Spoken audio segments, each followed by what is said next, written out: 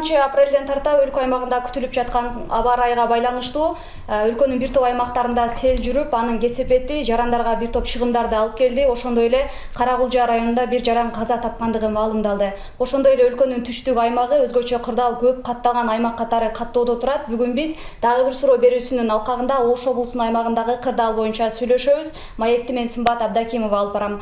Ал үчүн атайын студиябызга конокторду чакырганбыз. Тааныштыра кетсем, Кыргыз Республикасынын өзгөчө кырдаалдар министрлигинин Ош облусу боюнча башкармалыгынын бөлүм башчысы Шумкарбек Ташматов мырза, ошондой эле өзгөчө кырдаалга мониторинг жүргүзүү Божомолдо департаментинин бөлүм башчысы Данияр Талайбек уулу мырза бүгүн бизде конокто.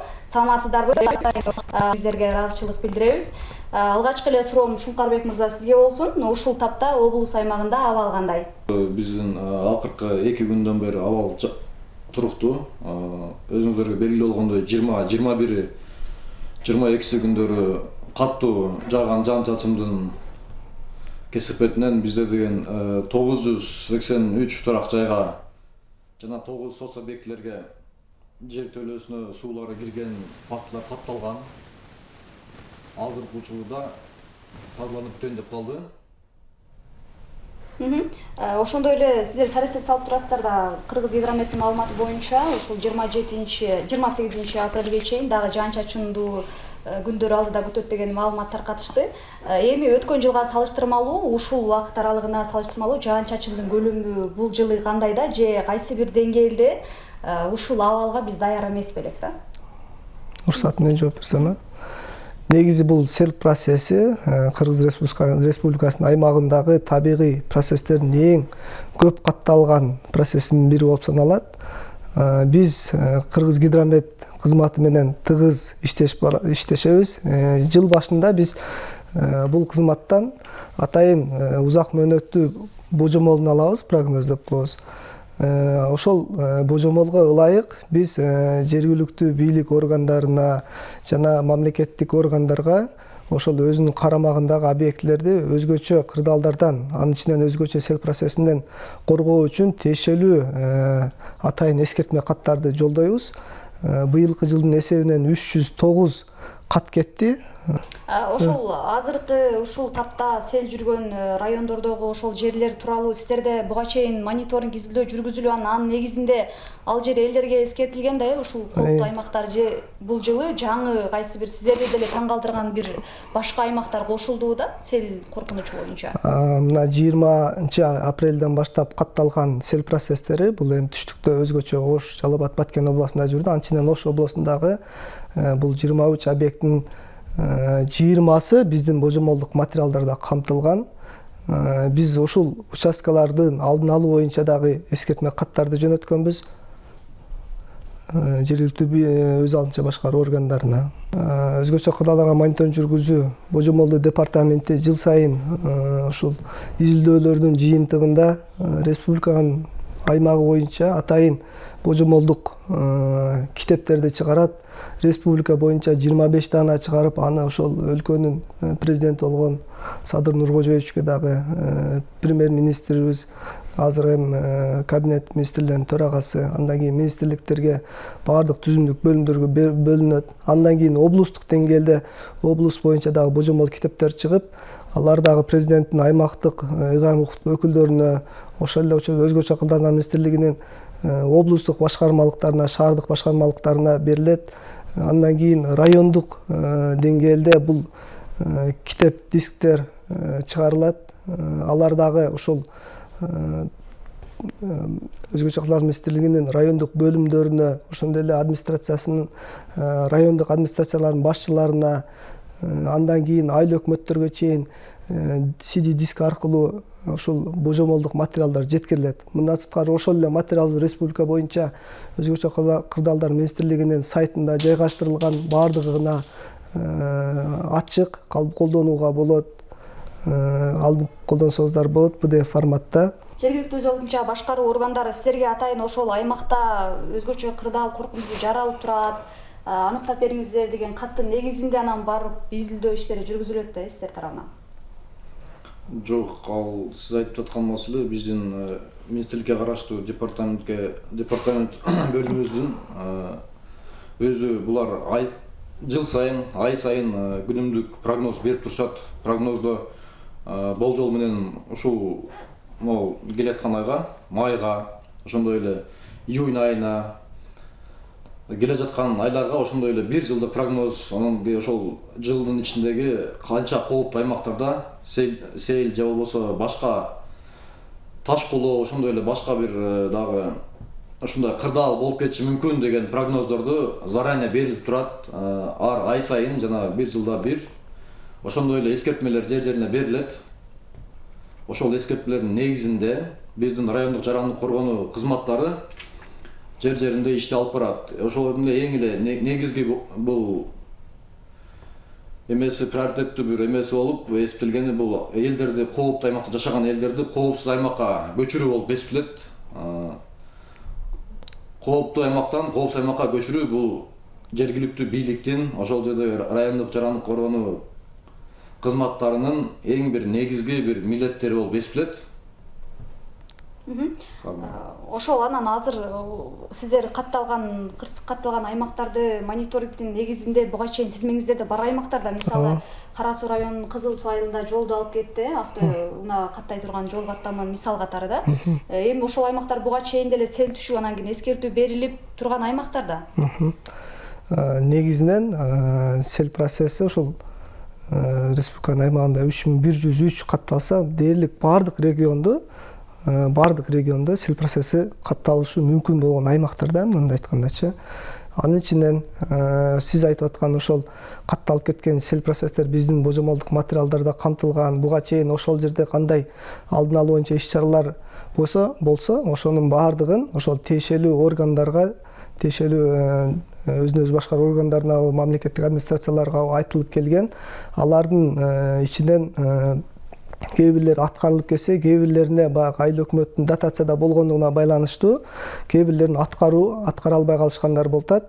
Мындан сырткары дагы бир көйгөйлүү маселелер бар. Бул дегени ошол айыл өкмөт өзүнүн биздин өзгөчө кырдаалдар министрлиги менен макулдашылбай кээ бир сайлардын нугуна үй салып алгандар катталып атат. Мындан сырткары ошол сел өтүүчү сайлар айылды аралап өткөн табигый нугунда учурда ички чарбалык жол кылып сел өтүүчү сайлардын нуктары жок болгондугу да болуп саналат да. Муга окшогон көйгөйлөр көп. Мына кече күнү катталган ушул 3 күндүн ичинде катталган сел процесстердин арасынан ушу 6 объектибизде ушундай немелер, маселелер бар. Мисалга катары айта кетсеңиз да, өзгөчө кайсыл объект ошол сиздер буга чейин эскертүү берген жерге жарандар ошол жергиликтүү бийлик өкүлдөрү уруксат берет эми турак жай салуугачы, ошондой туура эмес кадам болгондо? Буга мисал катары айта кетсем, Жалал Абад облусунун Сузак району, булар дагы ошол трансформация маселесинде өзгөчө кырдаалдар министрлиги менен макулдашылбай, ошол сайлардын, дарыялардын нуктарында, жээктеринде үй салып алган фактылар бар. Эми ошондой сайдын атайын ошондой өзгөчө кырдаал жарала турган аймакка үй салып алгандар болсо, мисалы жер көчкү боло турган болсо, аймактан көчүрөсүздөр да тургундарды. Ал эми ушул сел коркунучу жаралганда кайсы бир деңгээлде абалды жөнгө салып, ошол эми бизде туулган ата журтуман кетпейин деп аракет кылышат да. Ошондой абал түзүлгөн учур бар. Мисалы сел коркунучу жаралган элдер көчпөй эле. Бүгүнкү чейин эле жеринде жашап жаткан жарандарыбыз жок эмес, бар. Бул айтып келинет, предписаниялар жыл сайын берилип, арасында мен көчпөйм деп тилкат жазып бергендер да бар. Ата конуш ошол жерде тиричилик кылабыз деп жеринен азыркы күндө дагы өтө көйгөйлүү болгон жерлерибизден дагы көчпөй жашап келген жарандарыбыз бар. Ошолорго ошол биздин райондук жарандык коргонуу кызматтары тарабынан убакыт саат менен жерлер бөлүнүп берилсе, ошолор башка жакка чыгып жашаганга шарт болмок.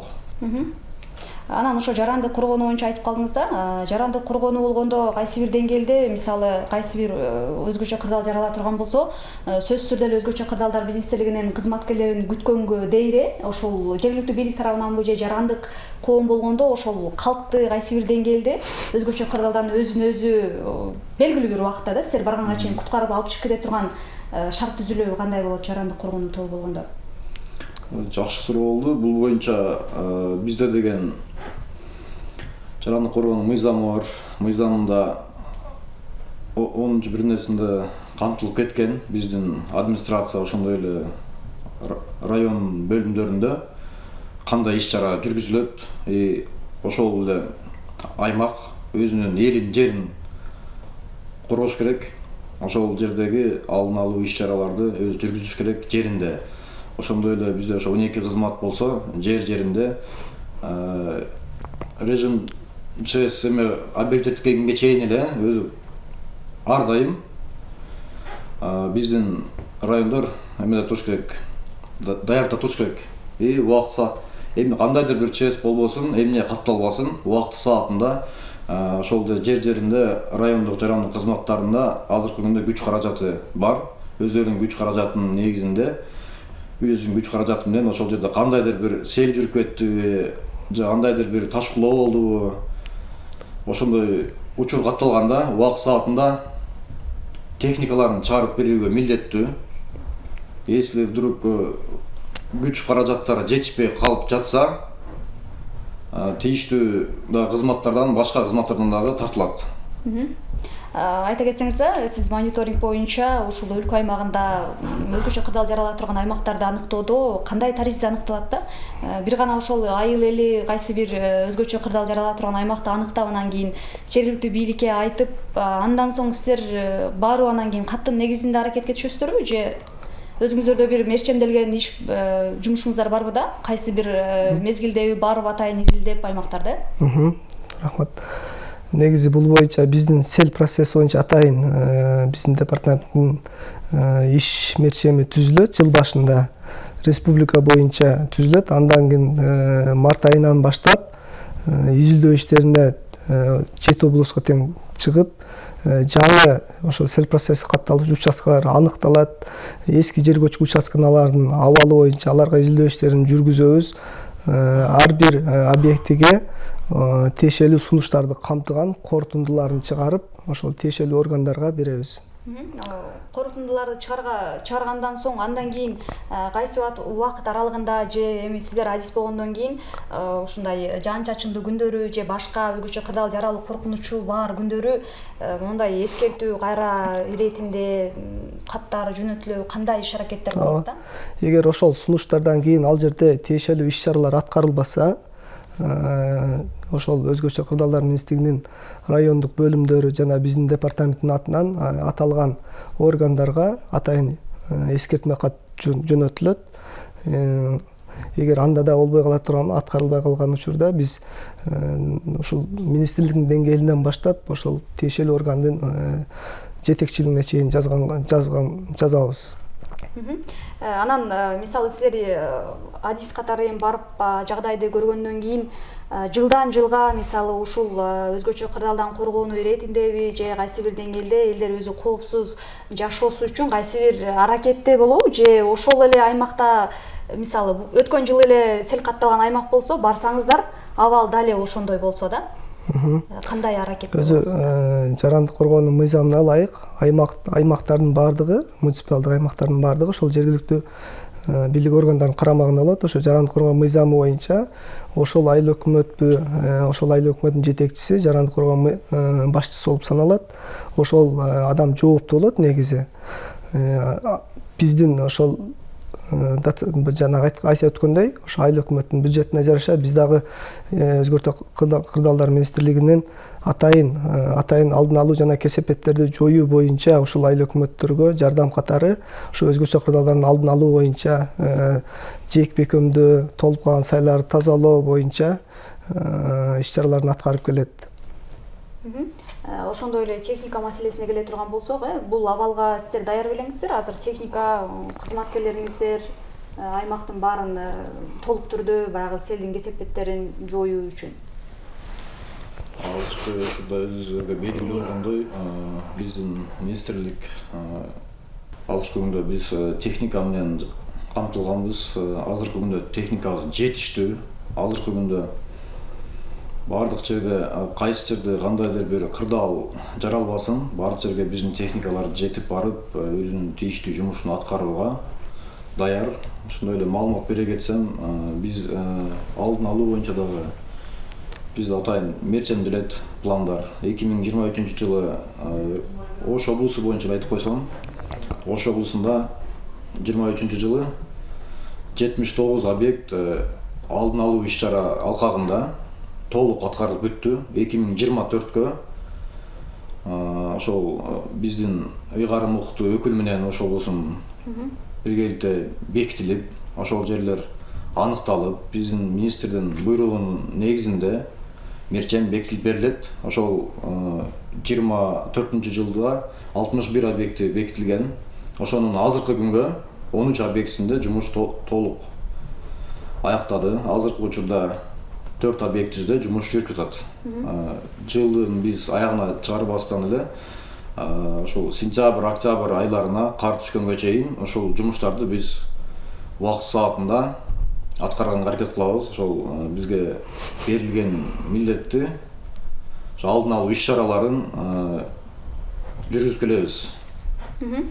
Ошол алдын алуу иш-чаралары деп калдыңыз. Эми аймакта ошол өзгөчө кырдаал катталгандан кийин сиздер кайсы бир кызмат менен кызматташасыздарбы? Мисалы, сел жүрүп эле анын алдын алуу максатында башка эми тоодон түшө турган болсо, эми ошол Айыл чарба министрлиги кайсы министрлик менен кызматташасыздар да? Мисалы, балким ошол тоонун баягы жаратылышын калыбына келтирүү боюнча иш-аракеттер жүрөбү? Ошол эле жер көчкү болобу же сел болобу, эми мисалы жылдан жылга баягы биз жайытты рационалдуу пайдаланбагандыктан кайсы бир деңгээлде пайдасы мындай зыяны тийип атат да элдердин деле өзүнүн жасаган иш-аракетинин негизиндечи. Балким ошол эле көчкө жүргөн аймактарга жашылдандыруу маселеси дейбизби? Сел түшкөн аймактарда жылда эле ушул сел болуп атат деп эле ал жактан канал тоспостон башка дагы бир иш-аракеттер болобу? Өзүңүздөргө белгилүү болгондой, азыркы күндө толтура проектлер бар. Бунун эң эле азыркы күнгө белгилүү болгону бул жашыл долбоор, жашыл мурас деп кечээ эле суббота күнү, ишемби күнү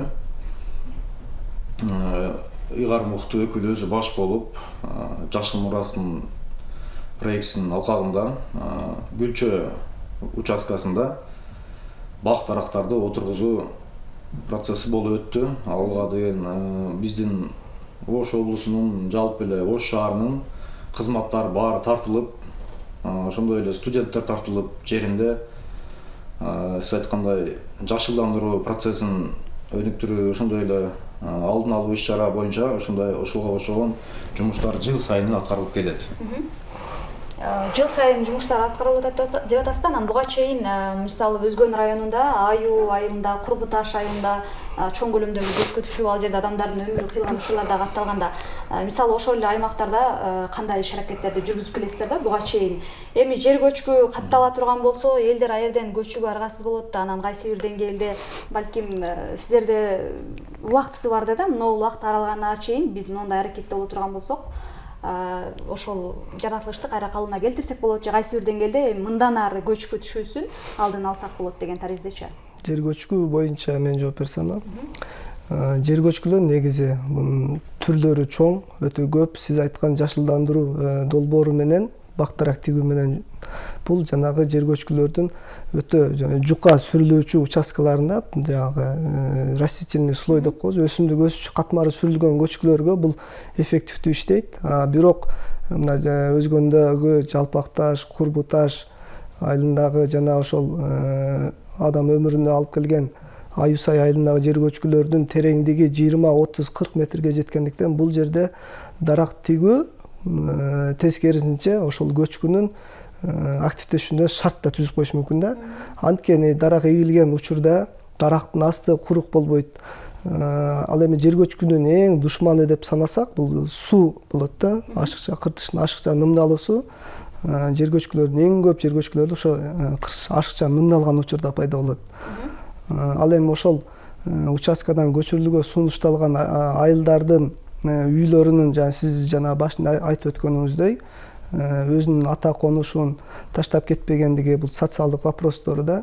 Ошондой эле бул айыл жергесинин көпчүлүгү мал жандык менен жанбаккандыктан буларды бир тегиз жерге алып келип көчүрүп койсоң, ал жерде турмуш тиричилигин уланта албаштыгы, ошол эле учурда бир үйдө 2-ден 3-төн уже семья болуп калгандыгы, ар бирине бирден бөлүп берүү талаптарын коюп келишет бүгүнкү күндөчү. ушул маселелердин негизинде бизде өзгөчө кырдаалдар министрлигинин мындай эмесинде инициативасында деп койсом Азия Өнүктүрүү колдоосунда бизде жер көчкүлөрдү тобокелдигин башкаруу деген долбоор түзүлгөн. Аталган долбоордо 2 компоненттен туруп, биринчи компонентте бул жер көчкүлөрдүн астындагы жашап аткан турак жайларды жер көчкүлөрдү тектирлеп ташып түшүрүү менен жанагы сүрүлүп кетүүчү участкаларын ташып түшүрүп, ошол жерди коопсуздандыруу, андан кийин ошол участкага бактарак тигүү болуп, биринчи компонентке 25 участка кирген. Алардын пилоттук режимде азыр аюу айында жүрүп жатат. Былтыр күз айында башталган, быйыл август айына чейин бүтүрөбүз деп сүйлөшүлгөн. Андан кийин анын экинчи компонентинде бул ошол өтө жанагы көлөмү чоң жер көчкүлөргө атайын датчиктерди, сенсорлорду орнотуп, ошол көчкүнүн жылуусуна байкоо жүргүзүү болуп саналат. Анын үстүндө да быйылкы жылы насип этсе быйыл башталат. Ага да биз Кыргыз Республикасынын аймагында бүт өтө кооптуу участкаларды тандап алганбыз. Рахмат. Маалымат боюнча өлкөнүн түштүк аймагы башка аймактарга салыштырмалуу өзгөчө кырдаал көп каттала турган аймак катары сиздердин тизмеңиздерде. Ошонун негизинде көбүрөөк кайсы райондо ушул сел коркунучу дейбизби, же ташкылоо, же жер көчкү кайсыл райондо көп катталат да? Мен жооп берсем буга да, себеби бизде көп маалымат ушул боюнча иш алып барганыбыз үчүн көп маалымат көп. Негизи жер көчкү боюнча бизде түштүктө Ош областында өзгөчө, Өзгөн районунда орчунду. Анткени Өзгөн районунда жер көчкүлөрдүн курамы лесовый суглиндик деп коебуз да, сары топурак дейт, кээ бир жерде ак топурак деп коет. Анын көлөмү чоң болот, бат түшкөндөн, андай ылдамдыкта түшкөндүктөн. Көпчүлүк учурларда бул адам өмүрүнө чейин алып келген учурлар болот. Андан кийин Кара-Кулжа, Алай райондорунда жер көчкүлөр көп кездешкен.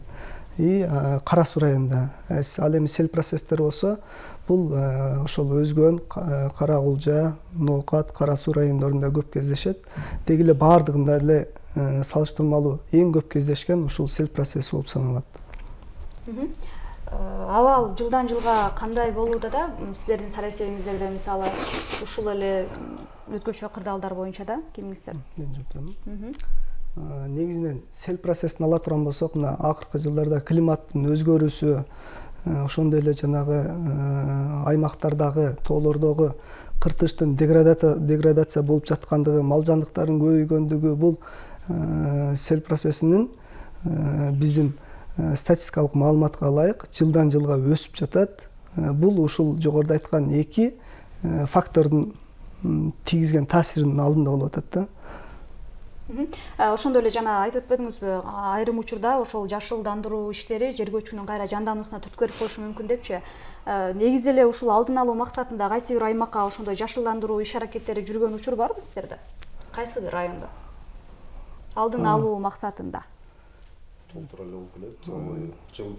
Мисалы, ар бир жылда 20-жылдан тарта келсек, ар бир жылы бул эме райондун дагы зависит кооптуу участкалардын бизден тийиштүү каттар кеткенден кийин жеринде участокторду белгилеп, ошол жердеги бактарактарды тигүү боюнча өздөрүнүн сунушун беришет. Ошол жерлерге бүгүнкү күнгө чейиндеги участокторго тигүү иштери жүргүзүлүп келип жатат. Бир Ош облусунун боюнча айта кетсем, бир андай жумуш болбоду деген участок өзү жок да. Кайсы жерде кандайдыр бир эме кылыш керек болсо, биздин буга чейин ушул Токой чарбасынан бүгүнкү күндө көчөттөр берилип келген дагы биздин ошондой эле жергиликтүү бийликтин, ошондой эле биздин кызматкерлер тарабынан ошо жерге отургузуу жумуштары аткарылып келген. Ошону менен катар эми ушул жер көчкүлөрдүн деги эле өзгөчө кырдаалдын жаралуусуна кайсы бир деңгээлде биздин жашоо турмушубузда, мисалы жайыттарды туура эмес пайдалануунун негизи дагы таасири барбы? Ооба. Адамдардын тийгизген таасирлери боюнча айта кетсем, бул жанагы өзгөчө ушул жер көчкүдө, селде деле жанагы турак жайды курууда жанагы азыркы учурда тегиз жер жок болгондуктан жантайынкы участкалардан жер тилкелер бөлүнүп берилип атат. Аны ошол жергиликтүү тургундар участкасын тегиздөө максатында ошол жантайманы кыркуу жолу менен жарга айлантылган учурлар келип атат. Бул Өзгөн районунда дагы бар. Өзгөчө мына ушул жана 30 градуска жеткен жантаймалуу калктуу конуштарда көп кездешет. Мындан сырткары ушул мал жандыктарды дагы багуусу деп болуп саналса керек. Жана жердин деградацияга алып келгендиги дагы өсүмдүктүн жана кыртышты кармап турган слою ушунун эсебинен жок болуп кетип атат. Өзгөчө кырдаалдар министрлиги ошондой эле кайсы убакыт аралыгында ушундай эл аралап түшүндүрүү иштерин жүргүзүп турасыздар да? Мисалы планыңыздарда барбы? Же качан гана өзгөчө кырдаал жаралгандан кийин гана анан ошонун артынан аракет көрүлөбү? Бул жак департамент кызматы тийиштүү предписанияларды бергенден кийин жеринде бизге пол республика боюнча таратылат. Бардык уровеньде берилип келет.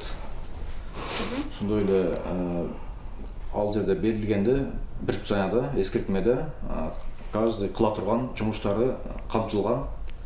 Камтылган жумуштарын да ал жерде негизги бөлүктөрүн да айтып кеттик. Ошол эле жумуштарды булар аткаруусу зарыл. Ошондой эле өзгөчө кырдаалдар министрлигинин алдында кафедра бар, атайын адистер. Бул ушул бардык ушул өзгөчө кырдаалга тиешеси болгон, тиешеси бар органдын адистерин, айыл өкмөттөрдүн, мугалимдерге чейин жыл сайын өздөрүнүн планынын мерчеминин негизинде окутуу иш-чараларын жүргүзүп келет.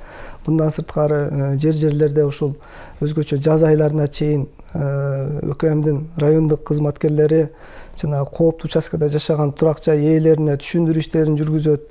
Ошол участканын кооптуулугу боюнча, көчүп чыгуусу боюнча түшүндүрүү иштерин жүргүзүп келишет.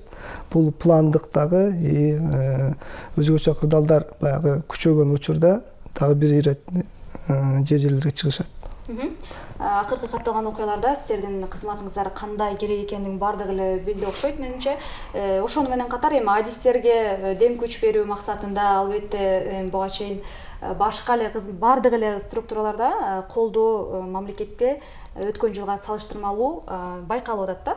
Өзгөчө кырдаалдар министрлигинде ушул Ош облусу боюнча кандай мамлекет тарабынан башка жылы болбогон колдоолор болуп атат да? Техника маселесиндеби же айлык акыбы, башка шарттар тууралуу? Биздин негизи өзгөчө кырдаалдар министрлигинин бардыгы эле билишти окшойт. Ошол бардык техникалык базасы дээрлик бардыгы алмашылды жаңы техникаларга. Ошондой эле биздин департаменттин ичинен айта турган болсом, биздин дагы ошол табигый мүнөздөгү өзгөчө кырдаалдарга изилдөө жүргүзүш үчүн атайын инженердик геодезиялык шаймандар алынып, бүгүнкү күндө дрондорго чейин алып, балдар үйрөнүп, жерлерде учуруп, бардыгы толук үйрөнүп бүтүштү. Азыркы учурда муктаж болуучу шаймандар калган деле жок. Кошумчалайсызбы? Жогоруда айтып кеткендей, биздин азыркы күндө техникаларыбыз, ошондой эле биздин күч каражаттарыбыз жетиштүү деп айта кетсек болот. Анан айлык акы же башка жагынан азыркы күндө бардыгы жетиштүү. Ушун менен бизге бөлүнгөн убакыт дагы соңуна келип жетти. Мен эскерте кетсем, бүгүн бизде конокто Кыргыз Республикасынын өзгөчө кырдаалдар министрлигинин Ош облусу боюнча башкармалыгынын бөлүм башчысы Шумкарбек Ташматов мырза, ошондой эле өзгөчө кырдаалдарга мониторинг жүргүзүү болжолдоо департаментинин бөлүм башчысы Данияр Талайбек уулу бүгүн бизде конокто болду. Мен сиздерге эркин микрофон сунайын. Ушул эфирден пайдаланып элдерге айтып кетет элек, Кудайым сактанганын сактайт. Ошон үчүн бул нерсе ар бир үй бүлөдөн башталыш керек деп ойлойм. Эмнеге дегенде биздин ар бирибиздин өмүрүбүз кымбат, ошондой эле өзүбүздүн үй бүлөбүздү ойлошубуз керек биринчи очередь. Ошондой эле жерибизди ойлоп, азыркы күндөгү кооптуу аймакта жашап жаткан жарандарыбызга айта кетет элем. Мүмкүн болушунча өзүңүздөрдүн өмүрүңүздөрдү тобокелдикке салбай, коопсуз аймакка көчүү боюнча иш-чараларды жүргүзүңүздөрдү суранабыз. Рахмат. Мен да эфирден пайдаланып айта кетсем, ушул кесиптешимдин сөзүнө кошулам. Ушул кооптуу аймакта, өзгөчө кооптуу аймакта жашаган туракча ээлери ушул мамлекеттик кызматкерлердин айткан, түшүндүргөн иш-чараларын угуу менен, аларга баш ийүү менен аткарсаңыздар туура болот деп ойлойм. Ошондой эле мына 24-жылыбызда өлкөбүздө өзгөчө кырдаал аз болсун, материалдык чыгымдарга душар болбойлу, өлкөбүздө жакшылыктар гана болсун. Ушундай кырдаал учурунда дагы атайын убактыңыздарды бөлүп эфирге келип бергендиңиздерге ыраазычылык билдирем. Соц тармак аркылуу сиздер кандай кызмат өтөп жатканыңыздарды көрүүдөбүз. Жергебизде тынчтык болсун деген гана тилекти айтуу менен биз бүгүнкү программаны жыйынтыктайбыз. Кийинки берүүлөрдө жолугушканча саламатта туруңуздар.